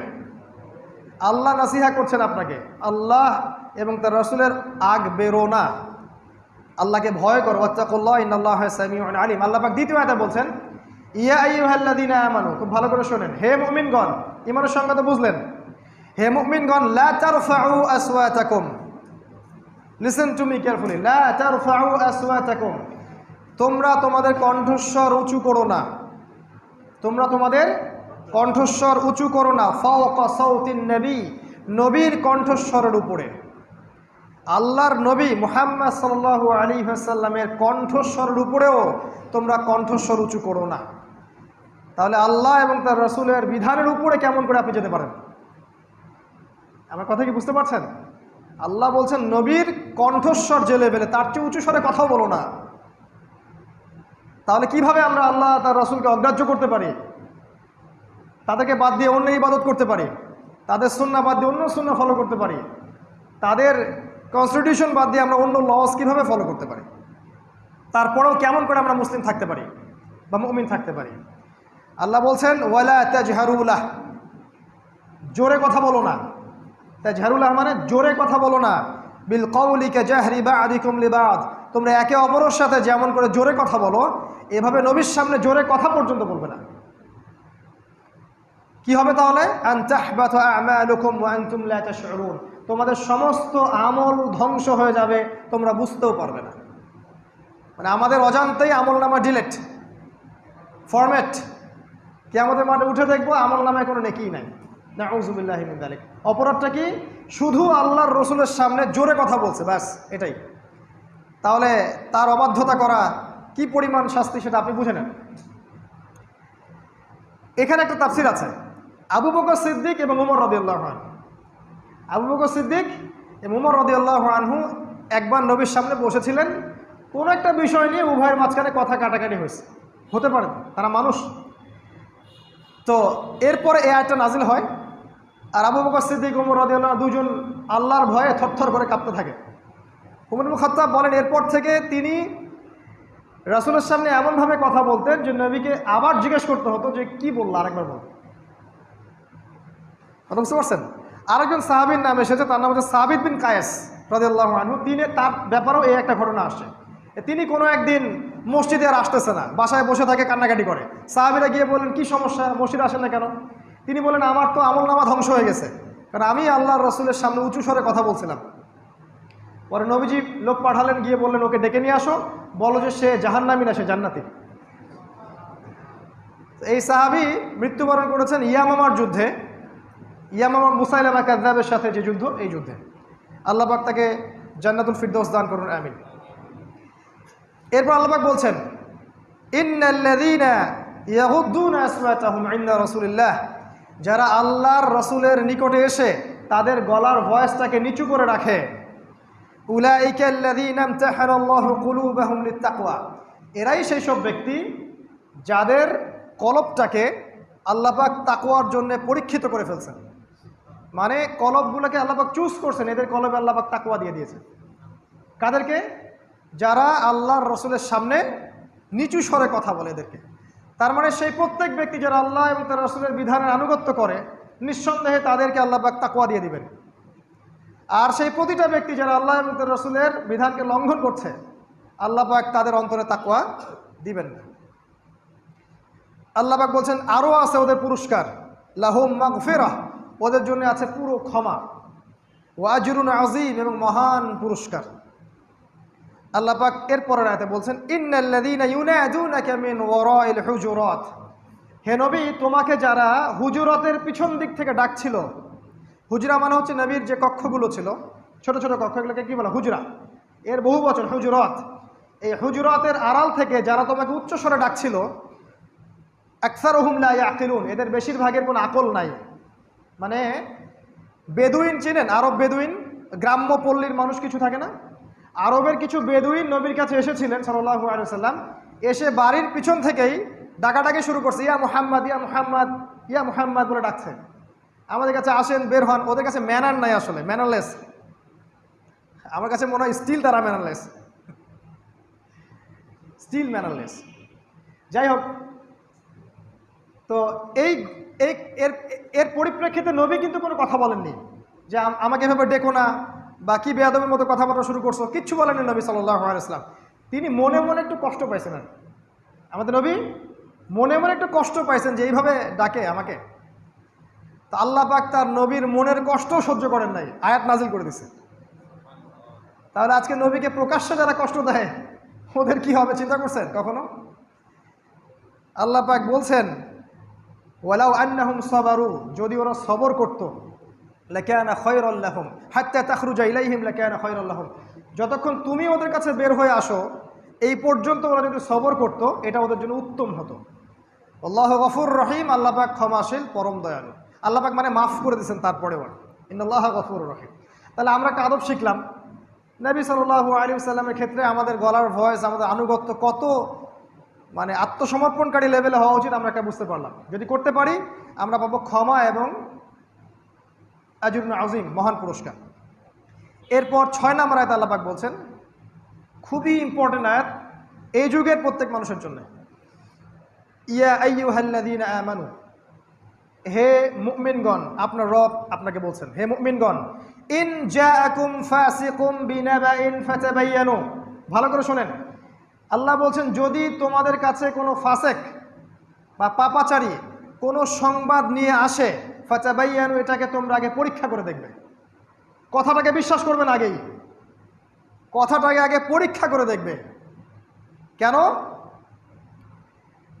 আন তুসিবু কওমান বিজাহালা, ওই কথাটা শুনে তোমরা জাহেলিয়াত, অজ্ঞতা বশত কোনো কওমের ক্ষতি করে ফেলতে পারো। ফাতুসবিহু আলা মা ফাআলতুম নাদিমিন, এরপর তোমরা যা করেছো এর কর্মের কারণে তোমরা অনুতপ্ত হয়ে থাকবে। আল্লাহ একটা মৌলিক মেসেজ দিচ্ছেন যে কোনো ফাসেক পাপাচারী যদি কোনো খবর নিয়ে আসে, আগে বিশ্বাস করো না, খবরটাকে যাচাই বাছাই করে দেখো। এই আমরা বলি যে বিবিসি থেকে কোনো কিছু প্রচার করা হলে আগে বিশ্বাস করার দরকার নাই, যাচাই বাছাই করেন। CNN থেকে প্রচার হলে যাচাই বাছাই করেন। পশ্চিমা মিডিয়াগুলো যেগুলো প্রচার করছে যাচাই বাছাই করেন। ওরা ঢালাওভাবে মুসলিমদেরকে যা বলছে, মুসলিমরা আসলে তা নয়। আমরা শান্তিকামী জাতি, আমরা স্থিতিশীল জাতি, আমরা সমৃদ্ধ জাতি, আমরা রাজকীয় জাতি। আমরাই সেই জাতি যারা এই ওয়ার্ল্ডকে শাসন করেছি দীর্ঘদিন ধরে। আমরা মৌলবাদী নই, জঙ্গি সন্ত্রাসী নই, আমরা আত্মসমর্পণকারী শান্তিকামী মুসলিম। ওরা যা প্রচার করছে এগুলোকে ঢালাওভাবে বিশ্বাস করার দরকার নাই। ইন জাআকুম ফাসিকুম বিনাবা ফাতাবায়ানু, তোমরা পরীক্ষা করে দেখো। একজন বলল যে ইরাকে সাদ্দাম হোসেনের কাছে পারমাণবিক অস্ত্র আছে, বাস বিশ্বাস করে ফেললাম। পরে দেখলো কোনো অস্ত্রই নাই, এদিকে এই যুদ্ধে লাখ লাখ মানুষ মারা গেল। এই মিডিয়ার জগতে খুব খেয়াল রাখবেন, যত মিডিয়া আছে প্রচার করছে সংবাদগুলোকে অবশ্যই কোরআন সুন্নাহ এবং বিশ্বস্ত মিডিয়া, বিশ্বস্ত উৎস থেকে যাচাই বাছাই করে দেখবেন। অন্ধভাবে কাউকে বিশ্বাস করবেন না, স্পেশালি সে যদি ফাসেক হয়ে থাকে। তো এই আয়াতটা একটা দলিল, যারা ইসলাম নিয়ে কথা বলবে ওলামায়ে কেরাম, তাদের কাছে যখন কোনো কথা আসে কোরআনের বা হাদিসের বা কোনো ব্যক্তি সম্পর্কে, তাদের উচিত তার সম্পর্কে আগে ভালো করে যাচাই বাছাই করা। না বাছাই করে একটা কথা বলে দিলেন, তাহলে আপনি দিন শেষে আপনার সম্মান হারাবেন এবং কোরআন লঙ্ঘন করবেন। এগুলো সমস্যা আমাদের উম্মার। এই আয়াতের উপর আল্লাহ পাক আমাদেরকে আমল করার তৌফিক দান করুন, আমিন। ওয়ালামু, আল্লাহ বলছেন জেনে রাখো, আন্না ফীকুম রাসূলুল্লাহ, তোমাদের মাঝে আল্লাহর রাসূল এখনও উপস্থিত আছেন। এটা ওই যুগের কথা, আর এখন আমাদের মাঝে আল্লাহ রাসূলের সুন্নাহ উপস্থিত আছে। লাউ ইউতিউকুম ফি কাসীরিন মিনাল আমর লাআনিতুম, আল্লাহর রাসূল যদি বেশিরভাগ বিষয়ে তোমাদের মত নেওয়া শুরু করেন তাহলে তোমরাই ক্ষতিগ্রস্ত হবে। আল্লাহর রাসূল যদি বেশিরভাগ বিষয়ে তোমাদের মত নেওয়া শুরু করেন তাহলে তোমরাই ক্ষতিগ্রস্ত বেশি হয়ে যাবে।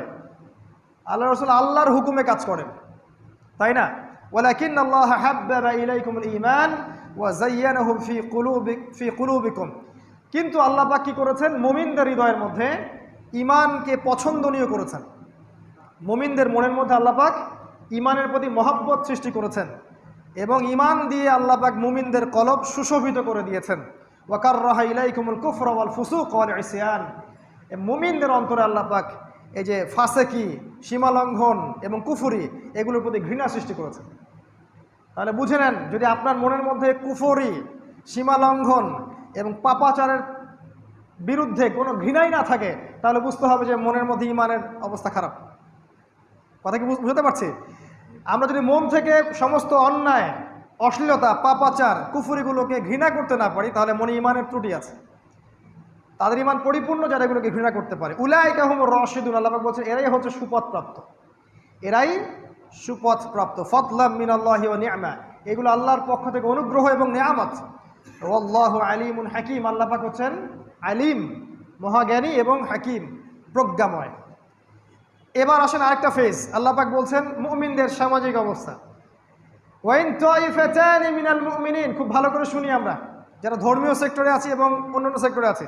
ওয়াইন তাইফাতানি মিনাল মুমিনিন, মুমিনদের মধ্যে দুইটা দল যদি ইখতাতালু, একে অপরের সাথে দ্বন্দ্বে লিপ্ত হয়, যুদ্ধে লিপ্ত হয়, সংঘাতে লিপ্ত হয়, তাহলে আমাদের কাজ কি? ফাসলিহু বাইনাহুমা, তাদের মাঝে ইসলাহ করে দাও। আল্লাহ বলছেন যদি মুমিনদের মাঝে এরকম দুইটা দল একে অপরের সাথে লড়াই করে, সংঘাত করে, বা কি বলবো, কলিউশন লিপ্ত হয়, আমাদের দায়িত্ব হচ্ছে উভয়ের মাঝখানে ইসলাহ সংশোধন করে দেয়া। তাহলে কি হবে? আয়াতটা শেষ করি। আল্লাহ পাক এরপরে বলেছেন ফাইন বাবাত ইহদাহুমা আলাল উখরা, ইসলাহ করে দেওয়ার পরেও যদি এক দল আরেক দলের উপর চড়াও হয়, জুলুম করে, ফাকাতিলুল্লাতী তাবগী, যে দলটা সীমা লঙ্ঘন করছে ওর বিরুদ্ধে তোমরা যুদ্ধ করো। হাত্তা তাফিআ ইলা আমরিল্লাহ, যতক্ষণ না আল্লাহর আদেশ নেমে আসে, মানে আল্লাহর ফয়সালা নেমে আসে। ফাইন ফাআত, এরপর যদি ওরা বিরত হয়ে যায়, ফাসলিহু বাইনাহুমা বিল আদলি ওয়া আকসিতু, যদি ওরা বিরত হয়ে যায় তাহলে উভয়ের মাঝখানে আবার ইসলাহ করে দাও, সংশোধন করে দাও, ন্যায়ের মানদণ্ডে, এবং আকসিতু, ন্যায় বিচার প্রতিষ্ঠা করো, উভয়ের মাঝখানে ন্যায় বিচার প্রতিষ্ঠা করো। ইন্নাল্লাহা ইউহিব্বুল মুকসিতিন, আল্লাহ পাক এই মীমাংসাকারীদেরকে পছন্দ করেন। এখান থেকে মেসেজ কি পেলাম? যদি আমরা দেখি আমাদের উম্মাহ, এই মুসলিম উম্মাহ একে অপরের সাথে লড়াইয়ে লিপ্ত আছে, ধর্মীয় ক্ষেত্রে হোক, সামাজিক ক্ষেত্রে হোক বা পলিটিক্যাল ক্ষেত্রে, আমাদের দায়িত্ব হচ্ছে উভয়ের মাঝে ইসলাহ করে দেয়া। ইসলাহ করার পর যদি কেউ কারো প্রতি সীমা লঙ্ঘন করে, তখন মাজলুমের পক্ষ নেওয়া উচিত, জালেমের পক্ষ নয়। এরপর যদি তারা আবার সংশোধন হয়ে যায়, আবার ইসলাহ করে দেয়া। এবং আল্লাহ পাক বলছেন আল্লাহ পাক ইসলাহকারীকে পছন্দ করেন। আপনি আপনার এই ধর্মীয় দৃষ্টিকোণে তাকান, দেখবেন আমাদের মধ্যে শত শত দল আছে, না আছে না, নাকি নাই? এদের মাঝখানে ইসলাহ করা আমাদের দায়িত্ব। এই জন্যই আমরা বলেছি যে সবাই মিলে একটা কমিউনিটিতে আসতে হবে।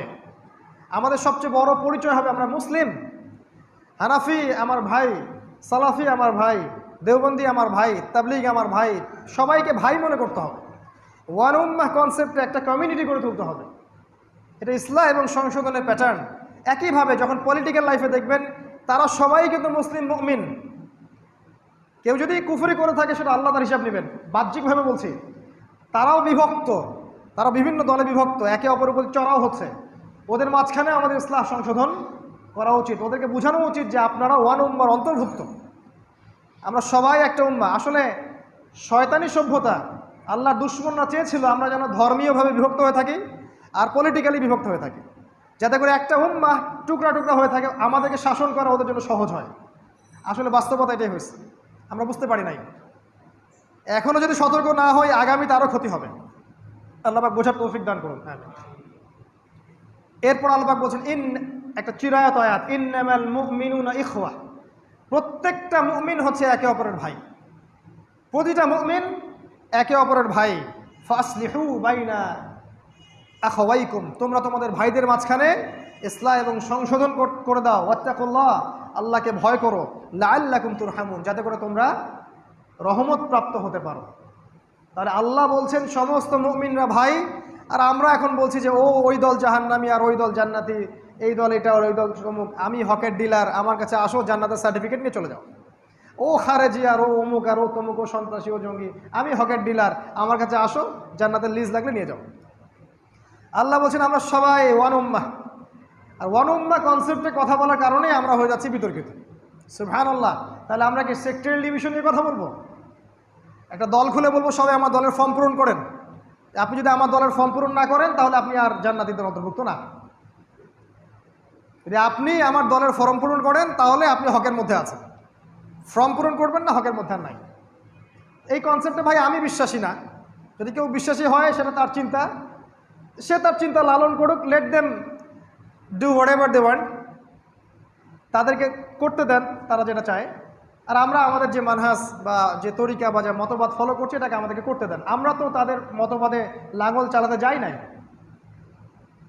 যদি এটাতে সে এগ্রি নাও করে তো লিভ আস অ্যালোন, আমাদেরকে একা ছেড়ে দেন, আমরা আমাদের মতো কাজ করতে থাকি। আমাদের চেষ্টা থাকবে প্রতিটা মুসলিম যেন একটা প্ল্যাটফর্মে আসে, এই চেষ্টা করে। এর জন্য নতুন কোনো দল খোলার দরকার নাই, দরকার মনের পরিবর্তন, যে ও আমার ভাই, বাস এনাফ, দ্যাটস অল।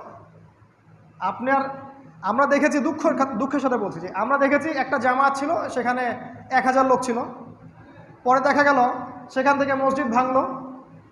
হ্যাঁ, ফরজ ওয়াজিব নিয়ে কিন্তু মসজিদ ভাঙে নাই, আমার মুস্তাহাব মাসআলা নিয়ে মসজিদ ভাঙছে, ভেঙে আরেকটা মসজিদ করছে। তারপরে আবার 1 কিলোর পরে আরেকটা মসজিদ, তারপরে আরেকটা মসজিদ, একটা রাস্তাতে 5টা মসজিদ। শুনলাম ওই প্রথম মসজিদটাই ছিল প্রথম আদি মসজিদ, বাকিগুলো ভেঙে ভেঙে হয়েছে। তো এরা মাশাআল্লাহ দিন কায়েম করে ফেলছে নাকি? এরা হকের চূড়ান্ত মানদণ্ড। এদেরকে দিয়ে উম্মার কোনো কল্যাণ নাই। আসলে সময়ের স্রোতে, ইতিহাসের স্রোতে এরা হারায় যাবে, এবং যারা সত্যিকার অর্থে উম্মাকে ইউনাইটেড করার চেষ্টা করবে ইনশাআল্লাহ এরা সাস্টেইন করবে ইনশাআল্লাহ তাআলা। আল্লাহ পাক আমাদেরকে ভাই বলেছেন। আর এবার আল্লাহ পাক কি বলছেন শুনুন, ইয়া আইয়ুহাল্লাযীনা আমানু, হে মুমিনগণ, লা ইয়াসখর, খুব ভালো করে শুনুন, লা ইয়াসখর কওমুম মিন কওম, কোন কওম যেন অন্য কোন কওমকে, কোন কওম অন্য কোন কওম যেন তুচ্ছ তাচ্ছিল্য না করে। আসা আন ইয়াকুনু খায়রাম মিনহুম, হতে পারে যাকে তুচ্ছ করা হচ্ছে, যাকে উপহাস করা হচ্ছে, ওই কওম এই কওমের চেয়ে অনেক বেশি উত্তম। ওয়ালা নিসাউম মিন নিসা আসা আন ইয়াকুননা খায়রাম মিনহুন্না, কোনো মহিলাদের দল যেন অন্য কোনো মহিলাদের দলকে তুচ্ছ তাচ্ছিল্য না করে। আসা আন ইয়াকুননা খায়রাম মিনহুন্না, হতে পারে ওই দল যাদেরকে তুচ্ছ করা হচ্ছে, আন্ডারস্টিমেট করা হচ্ছে, ওরাই এদের চেয়ে বেশি উত্তম। আল্লাহ বলছেন ওয়ালা তালমিজু আনফুসাকুম, ওয়ালা তালমিজু আনফুসাকুম, তোমরা একে অপরকে দোষারোপ করো না। ওয়ালা তানাবাজু বিল আলকাব, একে অপরকে মন্দ নামে ডেকো না। আল্লাহর কথা আমাদের ভয় করা উচিত। তোমরা একে অপরকে দোষারোপ করো না, একে অপরকে মন্দ নামে ডেকো না। বিসাল ইসমুল ফুসুকু বাদাল ঈমান, ঈমান আনার পরে এরকম কাজটা হচ্ছে একটা ফাসিকি কাজ, নিকৃষ্ট একটা ফাসিকি কাজ। ওয়া মান লাম ইয়াতুব, যে ব্যক্তি এই কাজ থেকে তওবা করবে না, ফাউলাইকা হুমুজ জালিমুন, তারা হচ্ছে জালেম। তারা যে জালেম কে বললো? আল্লাহ বললেন। তাহলে এই আয়াত আল্লাহ পাক বলছেন আমরা যেন নিজেদেরকে নিয়ে আত্ম অহমিকায় না ভুগি, যে আমি সুপিরিয়র আর সে হচ্ছে নরকের কীট, নর্দমার কীট, এইসব কথা যেন আমরা না বলি। আমি একদম হকের ডিলার আর তারা এই যে খাওয়ার, এরা সন্ত্রাসী, ওরা উম্মার আবর্জনা, এরা জাহেল, এরা জ্ঞান পাপী, এইসব কথা আমরা যেন না বলি। আসা ইয়াকুনু খায়রাম মিনহুম, হতে পারে সেই ব্যক্তি তোমাদের চেয়ে বেশি উত্তম। ওয়ালা তানাবাযু বিল আলকাব, মন্দ নামে টাইটেল দিয়ে ডেকো না। বি'সাল ইসমুল ফুসুকু বা'দাল ঈমান, ঈমান আনার পর এটা ফাসাকি কাজ, নিকৃষ্ট ফাসাকি কাজ। ওয়া মান লাম ইয়াতুব, যে ব্যক্তি এগুলো থেকে তওবা করে না, ফাউলাইকা হুমুজ জালিমুন, সে ব্যক্তি জালেম। আল্লাহ পাক আরো বলছেন তার পরের আয়াতে, ইয়া আইয়ুহাল্লাযীনা আমানু, হে মুমিনগণ, ইজতানিবু কাসীরাম মিনাজ জন, ভালো করে শোনেন, ইজতানিবু কাসীরাম মিনাজ জন, এই জেনারেশনের সবচেয়ে বড় সমস্যা, বাঙালি জাতির, বাঙালি মুসলিম জাতির সবচেয়ে বড় সমস্যা। ইজতানিবু কাসীরাম মিনাজ জন, তোমরা বেশি বেশি ধারণা করা থেকে বিরত থাকো, বেশি বেশি ধারণা করা থেকে বিরত থাকো। ইন্না বা'দাজ জন্নি ইসম, বেশ অনেক ধারণা আছে যেগুলো হচ্ছে পাপ, সব ধারণা সঠিক না, অনেক ধারণা হচ্ছে পাপ। ওয়ালা তাজাসসু, তোমরা এই যে গোয়েন্দাগিরি করতে যাও না, মানে হচ্ছে তোমাদের ভাইয়ের দোষ ত্রুটি গোপনে অন্বেষণ করতে যাও না। ওয়ালা ইয়াগতাব বা'দুকুম বা'দা, একে অপরকে গীবত করো না, গীবত তো বুঝি, দোষ চর্চা করো না। আইয়ুহিব্বু আহাদুকুম, তোমাদের মধ্যে কেউ কি পছন্দ করবে আইয়াকুলা লাহমা আখিহি মাইতান, তোমাদের কোনো মৃত ভাইয়ের গোশত ভক্ষণ করতে? ফাকারিহতুমুহু, তোমরা তো এটাকে নিঃসন্দেহে অপছন্দ করবে। ওয়াত্তাকুল্লাহ, আল্লাহকে ভয় করো। ইন্নাল্লাহা তাওয়াবুর রহিম, নিশ্চয় আল্লাহ পাক তওবাকারী, তওবা কবুলকারী এবং অতিশয় দয়াময়। আল্লাহ আয়াতে বলেছেন বেশি বেশি ধারণা করো না, অনেক ধারণা, এগুলো হচ্ছে পাপ, ঠিক না ধারণাগুলা। আর একে অপরের পিছনে দোষ খুঁজে বেরো না। এই যে অনলাইন মানে কি, একে অপরের দোষ খুঁজে বের করা। এই আলেমের কি হয়েছে, ওই কি ওখানে বক্তব্য দিচ্ছে, একটা বক্তব্যের পুরোটা শুনে বলবে হ্যাঁ এই 55 মিনিটে গিয়ে একটা ভুল পাইছে, মাশাআল্লাহ। আপনি ইমাম আবু হানিফাকে যদি এখানে দাঁড় করা দেন এবং রেকর্ড করতে থাকেন তার বক্তব্য, এই রেকর্ডিং সিস্টেমের মধ্য দিয়ে, তার মুখ থেকে কি কোনো স্লিপ অফ টাং বের হতে পারে না? দু একটা কথা এদিক করে যেতে পারে না? ওইটা ফাইন্ড আউট করে বলবে এই যে এ বাতিল, এই যে ভুল বলছে, এর আসলে জ্ঞান নাই, এ খারেজি, পাপি, জ্ঞান পাপি। ওকে ফাইন, আপনি একটা বক্তব্য দেন না 1 ঘন্টার, আমরা রেকর্ড করি, তারপর দেখি আপনি কত বেটার দিতে পারেন। আপনি দেন না, মানুষ তো বুঝতেই পারতেছে সব কিছু কী হচ্ছে এখন। আরও দেখবেন খেয়াল করে যে যদি দেখে কারো প্রোফাইল খুব পরিষ্কার, তার পরিবারের দোষ ধরা শুরু করবে। দেখবে একজন আলেমের সব কিছু প্রোফাইল মাশাআল্লাহ সুন্দর, এবার দেখবো ওর পরিবারের কী অবস্থা আছে, মানে বিতর্কিত করতেই হবে আর কি। আপনি যদি বিতর্কিত করতে চান এমন কোনো ব্যক্তি পাবেন না এই পৃথিবীতে এখন যাকে আপনি বিতর্কিত করতে পারবেন না। কারণ এমন কোনো মানুষ এখন পৃথিবীতে বেঁচে নাই যে ব্যক্তি 100% পিউরিফাইড, কখনো পারবেন না। আপনি দোষ চর্চা করছেন, খুঁজে বের করছেন, আমি যদি খুঁজতে যাই আপনারা 100টা দোষ বের করতে পারবো। আল্লাহর কোরআনের উপর আমাদের ফেইথ আছে, আল্লাহর হুকুম মেনে চলি বলে আমরা এটা করতে যাব না। আমরা কখনো ভাইয়ের গীবত তহমত খুঁজতে যাই না, গীবত করি না, দোষ খুঁজতেও যাই না। এটা তো সময়ের অপচয়, হায়াতের অপচয়, জীবনের অপচয়, আমল নামায় গোনা ভারী হবে। বিশ্বাস করেন প্রতিটা গীবতের হক আদায় করতে হবে। কিয়ামতের মাঠে উঠে দেখবেন অনেক মানুষ দাঁড়ায় আছে, দাঁড়ায় বলবে আল্লাহ এই ব্যক্তি আমার গীবত টিবত করে বেড়াইছিল, আমার কাছে টাকা নিয়েছিল, ধার শোধ করে নাই, আমাকে অপবাদ দিছে, এই করছে সেই করছে, আল্লাহ আজকে আমি তার কাছ থেকে নেকি চাই। তখন ওই ব্যক্তি নেকি দিতে হবে। নেকি দিতে দিতে যদি নেকি শেষ হয়ে যায় তখন ওর গোনা এর আমল নামায় যুক্ত করা হবে। এরাই জান্নাতে চলে যাবে, এই জাহান্নামে চলে যাবে। নবী সাল্লাল্লাহু আলাইহি ওয়াসাল্লাম মিরাজের রাতে গিয়েছেন, যখন দেখেছেন একদল লোক এই যে তামার নখগুলো হচ্ছে তামার নখ দিয়ে এরকম করে গালগুলো খামচে দিচ্ছে আর ওই গোশতগুলো খাচ্ছে। নবী সাল্লাল্লাহু আলাইহি ওয়াসাল্লাম বললেন এরা কারা? জিবরাইল আলাইহিস সালাম বললেন এরা হচ্ছে আপনার উম্মতের গীবতকারী ব্যক্তিরা, পরনিন্দা করতো, গীবত করতো, এরা আজকে এই শাস্তি দেওয়া হচ্ছে। আমরা আল্লাহর কাছে তওবা করি, আমরা যেন অন্য ভাইয়ের দোষ খুঁজতে না যাই। স্পষ্ট দোষ দেখা গেলে সেটা আপনি নেন, স্পষ্ট দোষ, ওটাকে জাসুসি করে খুঁজে বের করতে চায় না, তাহলে আল্লাহ পাক আপনাকে ঘরের মধ্যে অপমান করে দিবেন ইনশাআল্লাহ। জানেন, যদি কেউ কোনো মুসলিম ভাইয়ের সম্মান হানি করার জন্য ওর পিছনে লেগে থাকে, আল্লাহ পাক এই ব্যক্তিকে তার ঘরের মধ্যেও অপমান করে দিবে, শাস্তি। গীবত করতে যায় না, আল্লাহকে ভয় করেন, জাসুসি করতে যায় না, আর তওবা করেন। আল্লাহ পাক তওবাকারীদেরকে ভালোবাসেন। জি, আল্লাহ পাক তওবাকারীকে ভালোবাসেন। আরেকটা পয়েন্ট বলবো, যারা শোনেন, যারা বেশি বেশি গীবত করবে, সমালোচনা করবে, দোষ চর্চা করবে, চগলখুরি করবে, পরনিন্দা করবে এবং অশ্লীল কাজে লিপ্ত থাকবে, এদের মনের ভিতর থেকে আল্লাহর নূর উঠে যাবে, হৃদয়টার মধ্যে জুলুমাত পয়দা হবে, মনটা হয়ে যাবে একটা বিস্টের মতো, জানোয়ারের মতো মনে হয়ে যাবে, কথাবার্তার ধরন এগ্রেশন মনে হবে যে কুকুরের মতো ঘেউ ঘেউ করতেছে, ভিতরের মধ্যে নূর চলে গেছে কিন্তু।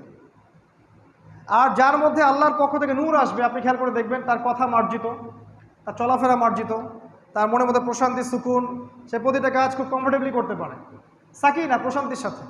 এর নূরের ফজিলত। আল্লাহ পাক এর পরের আয়াতে বলেছেন, ইয়া আইয়ুহান নাস, আমি শেষ করছি, শেষ করে আজান দিই ইনশাআল্লাহ, আমি অল্প সময় শেষ করে দিচ্ছি। ইয়া আইয়ুহান নাস, হে মানব জাতি। এবার আল্লাহ পাক পুরো মানব জাতিকে উদ্দেশ্য করে বলছেন, ইন্না খালাকনাকুম মিন যাকারি ওয়া উনসা, নিশ্চয়ই আমি আল্লাহ তোমাদেরকে সৃষ্টি করেছি একজন পুরুষ একজন নারী থেকে। আমরা জানি আদম এবং হাওয়া আলাইহিস সালাম। তাহলে এখানে আপনার এই যে ধর্ম, আপনার বর্ণ, এই যে গোত্র, ভাষা, এই যে পার্থক্যগুলো আছে, এগুলো শুরুতে তাহলে ছিল না, সবাই একটা উৎস থেকে আসছে। তারা মুসলিমই ছিলেন, তারা দুজন কি ছিলেন? মুসলিম ছিলেন। আল্লাহ পাক বলছেন,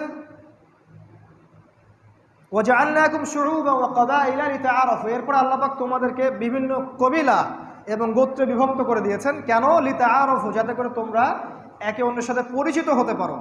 ইন্না আকরামাকুম ইনদাল্লাহি আতকাকুম, তোমাদের মাঝে সে ব্যক্তি সবচেয়ে সম্মানিত আল্লাহর কাছে যে ব্যক্তি তোমাদের মধ্যে সবচেয়ে বেশি মুত্তাকি বা তাকওয়াবান। ইন্নাল্লাহা আলিমুন খাবীর, আল্লাহ পাক সবকিছু জানেন এবং খবর রাখেন। এই আয়াতটা প্রমাণ হচ্ছে ইসলাম, শোনেন, ইসলাম, কোরআন এবং সুন্নাহ হচ্ছে সবচাইতে অসাম্প্রদায়িক কিতাব। এই কথা মনে রাখবেন, ইসলামই সবচাইতে সেরা অসাম্প্রদায়িক রিলিজন। আল্লাহ পাক বলেছেন এখানে পুরো মানব জাতিকে আল্লাহ পাক সৃষ্টি করেছেন একজন পুরুষ একজন নারী থেকে।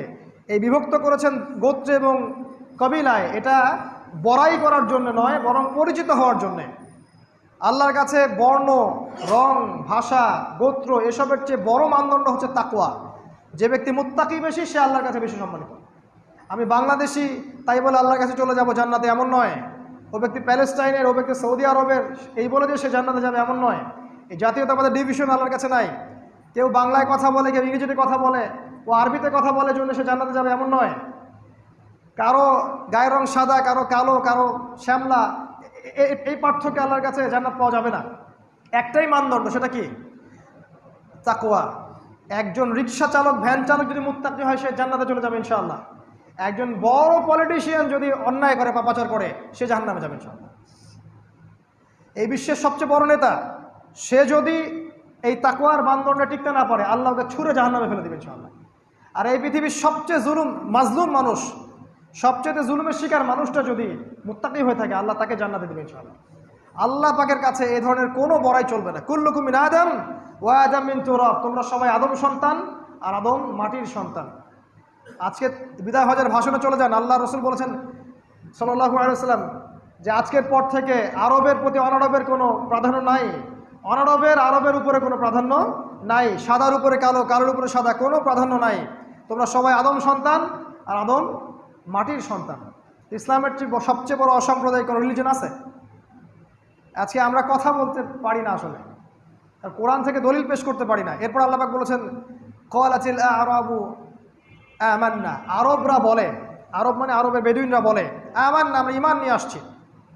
কুল লাম তুমিনু, আল্লাহ বলছেন বলে দাও হে নবী, তোমরা ঈমান নিয়ে আসো নাই।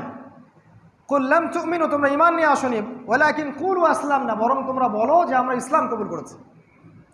মানে ইসলাম কবুল করা আর প্রকৃত ঈমানদার হওয়া এক জিনিস না। কালিমা পড়লেই মানুষ ইসলামে চলে আসে ঠিকই, কিন্তু রিয়েল ঈমান ওই অ্যাচিভ করতে অনেক ধাপ অতিক্রম করতে হয়।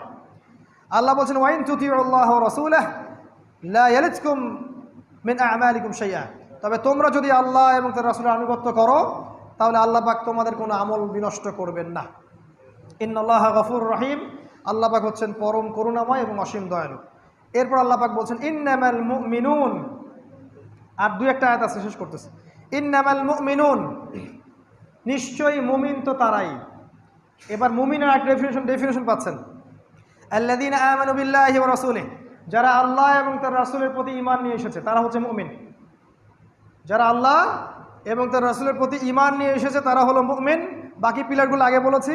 সুম্মা লাম ইয়ারতাবু, ঈমান আনার পরে কোনো সন্দেহ পোষণ করে নাই। ঈমান আনার পরে শেকিং না, মুযাবযাবিনা বাইনাহুম, এমন না একদম ইস্তেকামা আছে, কনস্ট্যান্ট ইমানের উপরে, আল্লাহ এবং তার রাসূলের প্রতি ঈমান এনে তারা ইস্তেকামার মধ্যে আছে, তারা শেকিং না, নড়ে চড়ে যাচ্ছে না, সুম্মা লাম ইয়ারতাবু, সন্দেহ পোষণ করে না। আর কি করে? ওয়াজাহাদু বিআমওয়ালিহিম ওয়া আনফুসিহিম ফি সাবিলিল্লাহ, এবং আল্লাহর পথে তাদের মাল এবং জান দ্বারা জিহাদ করে। এই শব্দটা নিয়ে অ্যালার্জি সৃষ্টি করবেন না, এটা একটা ইবাদত। সন্ত্রাস কখনো জিহাদ নয়, আর জিহাদ কখনো সন্ত্রাস নয়।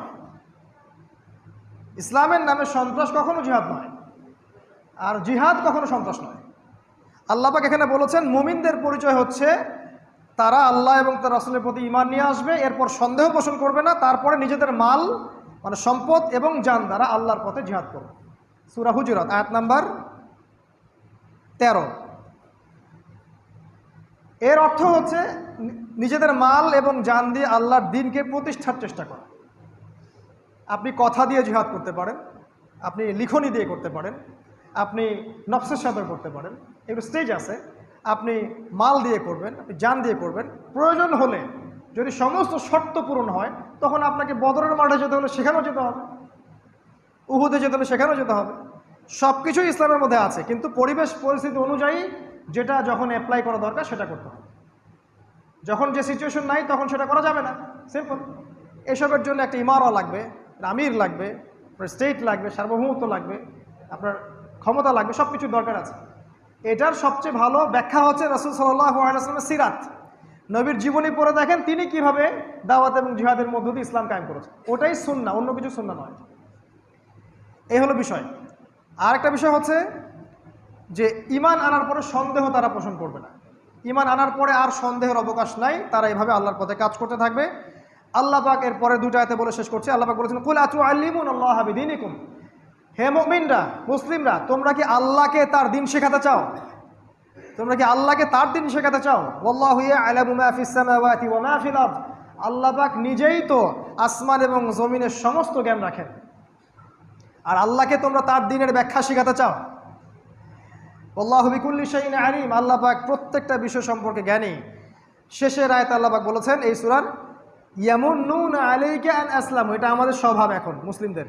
ইয়ামুন্নুনা আলাইকা আন আসলামু, হে নবী, তারা ইসলাম কবুল করেছে বলে মনে করে যে তোমার প্রতি বড় ইহসান করে ফেলছে। তারা ইসলাম কবুল করে তোমার উপর অনেক বড় মনে হয় কৃতজ্ঞতা প্রকাশ করে ফেলছে, আর কি বড় একটা উপকার করে দিচ্ছি আমরা দিনের। আল্লাহ বলছেন, কুল লা তামুন্নু আলাইয়া ইসলামাকুম, আর তোমাদের ইসলাম কবুল করা আমাদেরকে একদম সম্ভ্রান্ত করেনি, মনোনীত করে নাই। তোমাদের ইসলাম কবুল করা না করার সাথে আল্লাহ তার রাসূলের সম্মান জড়িত না। ওদের ভাবখানে এমন যে ইসলাম কবুল করে ইসলামকে সম্মানিত করে ফেলছে, আর কি। আল্লাহ বলছেন, কুল লা তামুন্নু আলাইয়া ইসলামাকুম, তোমাদের ইসলাম কবুলটা কি? তোমাদের ইসলাম কবুল করার কারণে আল্লাহ তার রাসূল ধন্য হয়ে যান নাই, বরং কি হয়েছে?